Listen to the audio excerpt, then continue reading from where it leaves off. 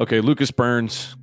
He's on NBA In Depth on Instagram. Best Instagram account I've ever seen. So we're gonna run through a couple quick things. First, we're gonna draft Lucas. Just your top two takeaways.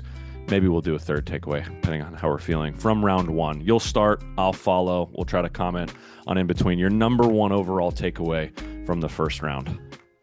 Biggest takeaway from the first round and really the playoffs the last couple years is that the playoffs are becoming more of a war of attrition, really. So you're looking at teams with quality depth, not just like top end seven or eight guys. Like you're really looking at teams that have nine or 10 playable playoff guys are doing better in the first round here. And that particularly is advantageous to some of the younger teams whose key rotation players are on rookie contracts. So youth and durability has been a huge factor really in the playoffs the last couple of years. Who are you noticing most notably from that? Because obviously that's a little bit of like the Pacers model last year. Like who's Mhm. standing out to you the most of all those? I think San Antonio just has so many looks right now, especially like you even saw with when Victor Wembanyama was out in the concussion protocol to various success. But it's like you would go Luke Cornett, and then they would even be able to play like Carter Bryant as like the kind of their Yeah, third center sort of thing. But it's like just so many young guys. They're so fast, so quick, so athletic, and because of how young these guys are, they're just so durable too. So right. there could still be freak injuries, accidents for these guys, but it's just less likely to happen on the younger teams with less wear and tear on their bodies. It reminds me a little of like what we're seeing in the NFL, where people are saying they'd rather have Sam Darnold as their cornerback, where they don't have to pay him top dollar, $50 million a year, because then you can fill in the rest of the holes around your roster. And I feel like that is kind of where we're at, because Wemby is not on any sort of max contract yet, and then obviously Dylan Harper, Steph Castle, it did kind of work out nicely for them to have three guys that are on rookie scale deals that are really, really, really good. Okay, my first one is a little bit in a different direction. My number one takeaway from the first round is that Kevin Durant should probably not be on the Houston Rockets next year. I'm going to let you just run. I'm going to let you go. Initial reaction to that. Agree, disagree? I think it's fine to think that again, especially I can't even remember how many teams he's been on at this point, but how many teams are going to be kind of banging down the doors of Houston's front office to be like, oh, we want to be the next team to take Yeah. on the KD experience, right? So I'm like, if you get Fred VanVleet back next year and you get like a real starting point guard, you get Kevin Durant back healthy, you probably just kind of have to run it back with this group. Maybe you throw your hat in the ring with Giannis, for example, like, but everyone's going to do that, right? So I think unless a team is blowing you away with an offer, which I personally wouldn't expect, I think you just kind of run this back with Kevin Durant and Fred VanVleet next year. Yeah. What team would even really want him, in my opinion, after seeing the Yeah. sample size of what ends up happening? I don't know. I was just really turned off by the burner thing that kind of Yeah. went unaddressed, but I think we all know was truthful. I don't think he's tweeted since. There was a lot of signs indirectly that that was a real thing, and I read the article that the Athletic puts out after every, team's season wraps up, and that was addressed in there pretty, I wouldn't say aggressively, but the insiders in the Rockets locker room was like, the Rockets players were going to keep it in house. I was turned off by it. I thought it was weird. I thought him not being on the bench in game three was also weird and intentional. And it may be, and this is all speculation. I'm just yapping. It felt like there was maybe, well, the way Ime commented on it after game three, it felt like there was some little discord between the two of them, little discourse, disagreement. And then he just, he was getting treatment. You're not getting round the clock treatment like that. It's an ankle sprain. Okay, guys, like there's no round the clock treatment that is just going to make him feel better. So, yeah, I was just kind of turned off by it, and it made me think like, okay, yeah, maybe he doesn't belong on the Rockets, but where would he go? So you're probably right. He probably does stay. I think the other component is like I was never a fan of them trading for him in the first place. They gave Jalen Green one crack at a postseason. He's 23 years old, and they were like, "No, we're good." And it was, I don't know, it just felt premature. It was like if it was 2, 3 years in a row, maybe I could understand it. And I get it, he's Kevin Durant, but he's not Kevin Durant in year 14. He's Kevin Durant, 37, year 18. It just felt, now watching them get bounced in the first round and him playing in one of the 6 games in the series, like, hey, are we glad we did this? And I'm not so sure they're feeling that way. Yeah, they're probably not stoked about it, but at the same time, I don't know if I don't know the upside you see on Jalen Green, right? I think the cost to actually get Kevin Durant was low enough where it's like, we'll take this, we'll take the bite at the apple here. It didn't really cost us that much moving But don't you forward. think when you draft someone second overall, like, and you've only made the postseason with them one time, to determine after a 1-7 game series with that young person that you're just out on them completely? Like, the exact thing you're going to get with Jalen Green over the next 10 years of his career. I'm not saying that Jalen Green's going to be a better player than Kevin Durant. I just think that the version of KD you went and got and the young person you traded away, and even Dylan Brooks, Mr. Culture Setter, all of a sudden he goes to the Phoenix Suns and they're 7 seed or 8 seed in the Western Conference. And it's like the Rockets were 2 seed last year, like literally the second best team in the Western Conference in a loaded West. So I don't know. It's not like a KD or Jalen Green thing. Obviously, we all want Kevin Durant. It's more of like a what is the version of KD you're getting? Look at what just happened in Phoenix. It wasn't all his fault by any means, but I don't know. That was my first. We don't have to spend a million years on it. What's your second takeaway? Oh, from this first round. I mean, the 3-point shooting is I can't remember. Oh, I wish I could tag them here. I can't remember which reporter was talking about this after the Celtics Sixers series, but it was like I think all 10, or I guess Cleveland is the only team in the top 10 of 3-pointers attempted this season that moved on to the second round. Um, Wow. yeah, so 1 through 10, Cleveland was the only team in the top 10 of like not even 3-point percentage, just raw 3-point attempts that Yeah. moved on to round two. And I think the other 9 teams are all, or forgive me, the other 7 teams, sorry, rather, are all hmm top 10 defenses.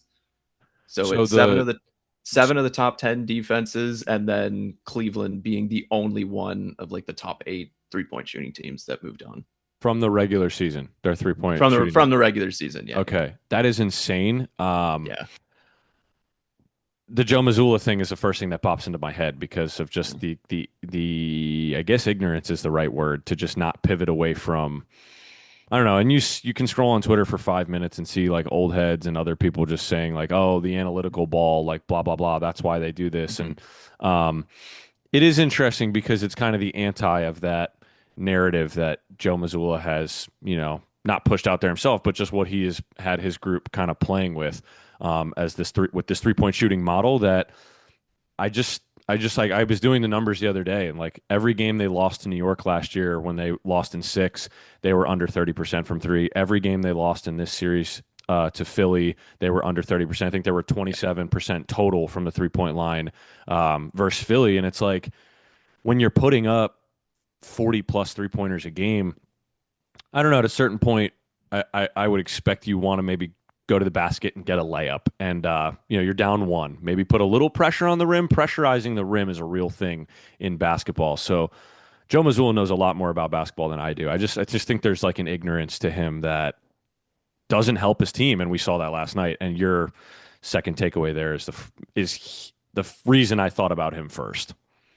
I think team wide there, it's hard. It's so hard to pivot away from like your core philosophy as a team, I think, right? Like, especially even though they need him to keep shooting those, like Derek White has not been able to hit a three for like 8 months. Like, Hmm. he's been so cold this year. He was one of the best, most feared 3-point shooters basically the last 3 years here. But like this season, just ice cold. And then same thing, these the last 3 games just cannot buy a bucket. And it's not just Derek White, obviously, but Sure. he's like the premier shooter. It's like you see, oh my God, the Celtics can't buy a three. It kind of starts with Derek White just because he takes the most. But the whole team, yeah, ice cold. You're right. They were under 30% from three in their last 3 losses there.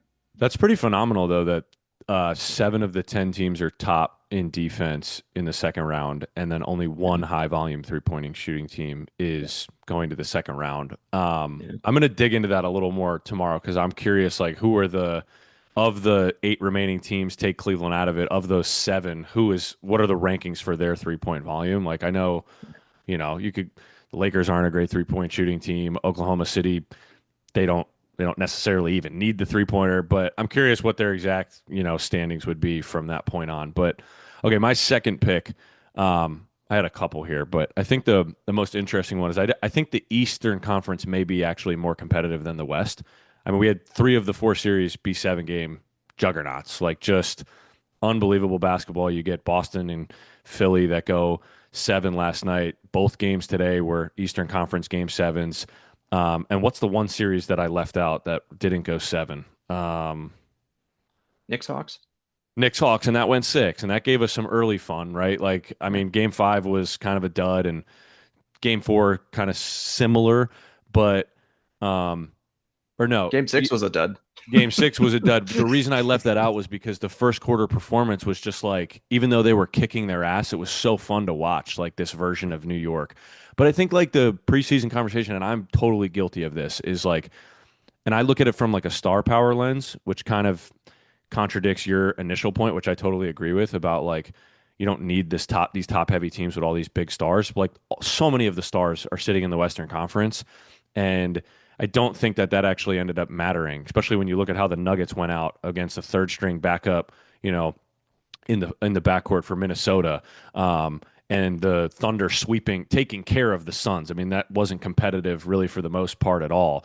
The Spurs probably would have swept the Trailblazers if Wemby doesn't go down in game 2.